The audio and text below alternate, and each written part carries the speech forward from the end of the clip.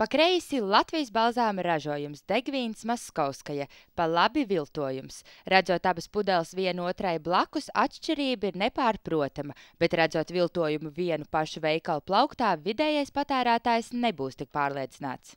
Viltots. Kā tu zini? Pēc kā jūs to spriežat? Pēc emblēmas. Kādai viņai vajadzētu būt? Sarkanai. Man tā šķiet bija zaļa kaut kāda. Bija zaļa kaut kāda. Jā, izskatās viltojums. Ja es ieeju tirdzniecības iestādē, es ceru tur iegādāties kvalitatīvu preci. Lai kaut vai alkoholu, ja ir tāda nepieciešamība. Nu, ja tas veikaliņš, piemēram, kaut kāds maziņš nezināms, un tur tāds pārdodās, tad arī jūs tā kā domājat, ka tas varētu būt īsti? Mēs pēkam lielveikalu un konjaku.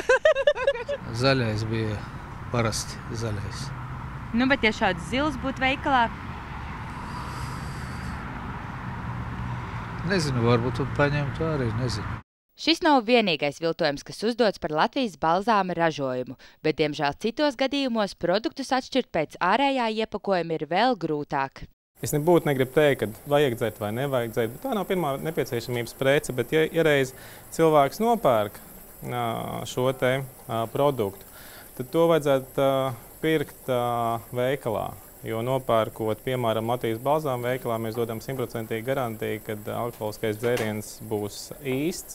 Skaidri zināt, ka tas ir viltojums var tikai tādos gadījumos, kad grādīgā dzira tiek piedāvāta plastmasas iepakojumā, jo Latvijas balzāms stipros alkoholiskos dzērienus ražo tikai stikla tarās.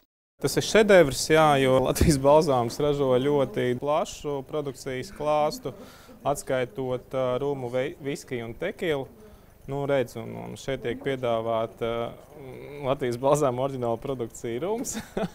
Šeit bija piedāvāts, manuprāt, ķiršu Rīgas melnais balzāms, kādu mēs nemaz neražojam, mums tikai 2 versijas. Tā kā cilvēki izdoma ir ļoti plaši. Saņemot katru šādu it kā par Latvijas balzāma produktu nodēvētu preci, uzņēmuma pārstāvji veic analīzes. Piemēram, LB dzērveņu Degvīns, jā, šī ir oriģināla produkcija. Mēs redzam, kāds ir korķis, kāda ir etiķete, arī kāda krāsa ir produktam. Un šis ir viltojums. Tātad savādāk etiķete, pavisam cits korķis.